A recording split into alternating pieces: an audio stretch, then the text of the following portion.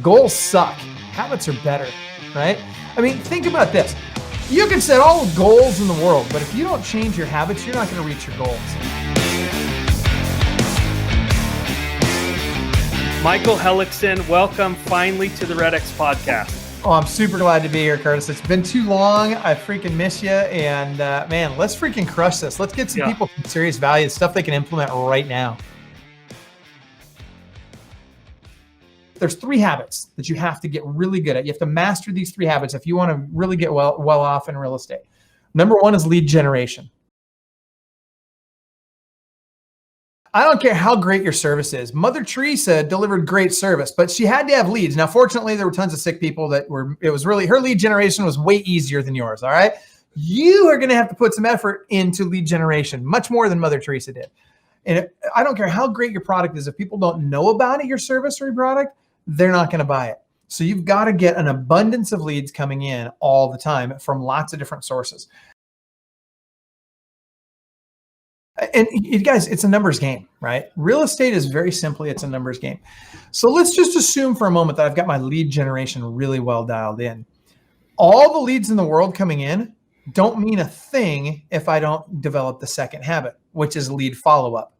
Now, I'll tell you that as an agent, I don't mean this arrogantly. Please don't misunderstand when I say this, but I will tell you as an agent myself, not counting my team, not counting REO, I was very, very consistently listing 50 to 75 homes a month.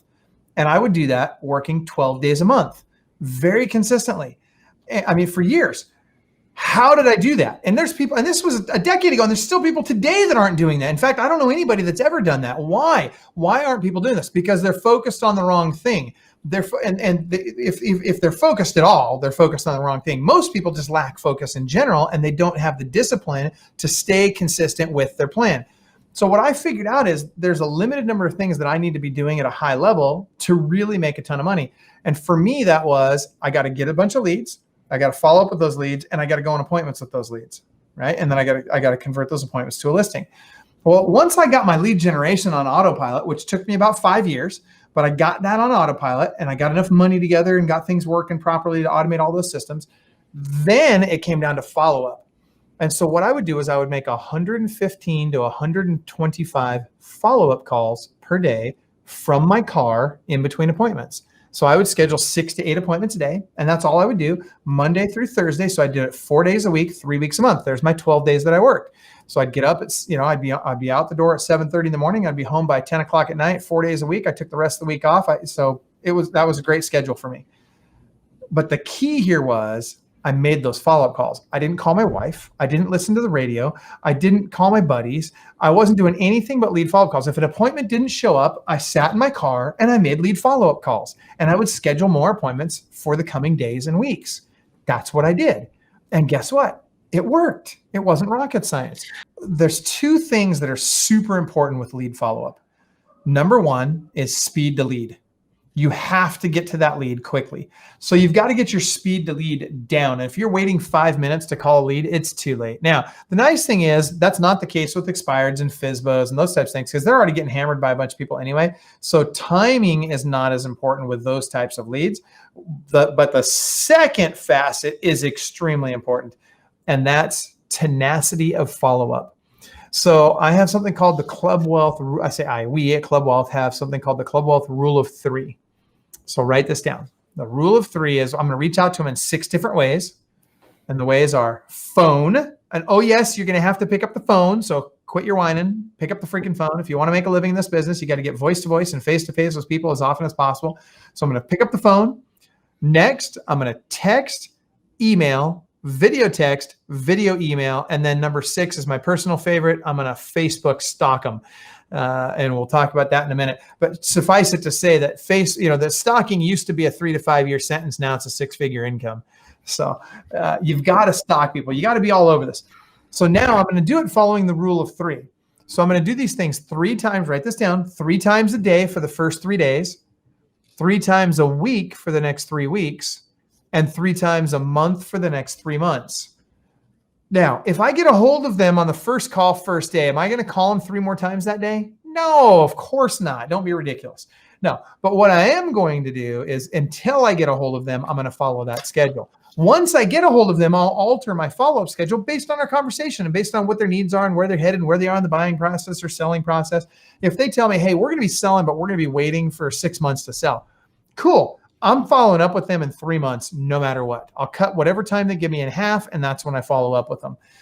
In the meantime, I'm still going to drip on them, right? So I'm going to be sending them drip emails, drip text, all that kind of stuff. I'm going to do the very best I can to retarget them on Facebook, massive, right? And I'm going to retarget them on other media like Google pay-per-click.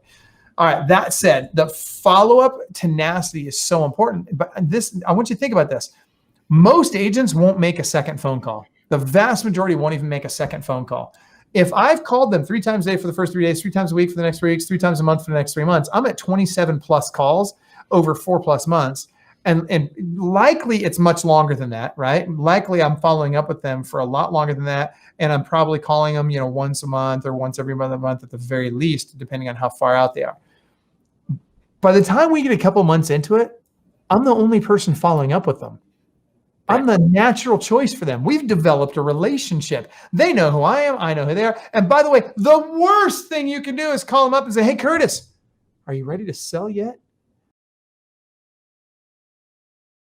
And habit number 3 is lead conversion. Now, you guys are going to love this.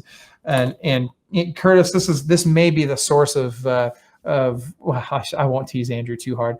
But this one is so important. Lead conversion is another place that real estate agents drop the ball a lot as an industry, right? The only thing that we're equally as bad at as lead generation and lead follow-up is lead conversion. Why? Because we're afraid to ask for the sale. Because real estate agents, even if they do ask for a sale, and so few do, but and watch this. If you think you ask for the sale, then tell me right now, type into your chat right now, what is the line that you use consistently to ask for their business? Type it into your screen. I'll bet most people don't type it in because you don't have one. Why don't you have one? Because you're not practicing this, because you don't understand how important it is. Partly because you're not going on enough appointments. Why? Because you're not doing enough prospecting. Why? Because you don't have enough data. I don't know. What's the reason? There's all these excuses, but you got to track it back and you got to get to the point where you're going on enough appointments to hone these skills. So that, give me an example. If I'm on a listing appointment, I was 93% on my listing appointments. I didn't get there overnight, and it didn't matter if it was a cold appointment, expired, physical. It didn't matter what kind of an appointment it was. I would get 93% of the appointments I went on. Why? Because I practiced my skill. And I'll tell you, I was more successful on Thursdays than I was on Mondays. Every week. I would never fail. If I missed one, I missed it on Monday morning. That's the one I didn't get that week. It's always Monday morning because I got to get back in the swing of things. I got to get my game back on, right?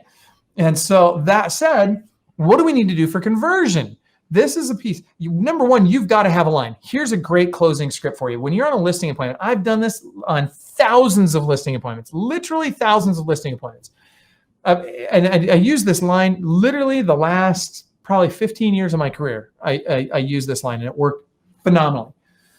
So I get everything they need. I've answered all their questions because I have a 44-point listing appointment checklist that I follow. Maybe we can do it. We should do a webinar on that one day. Next time we do one, let's do the listing appointment checklist because, man, that one's rock solid.